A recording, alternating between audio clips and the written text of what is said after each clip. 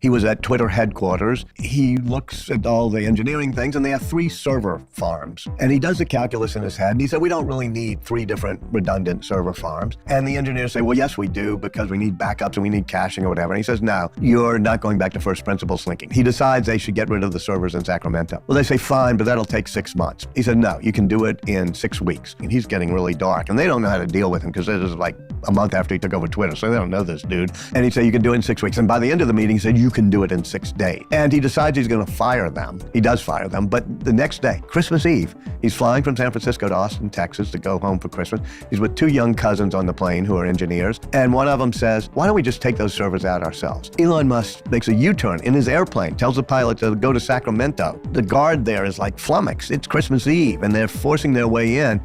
And they're looking at the servers, and so one of the engineers says, well, we can't take them out because we need engineers to take off these elevated floors, those floor tiles.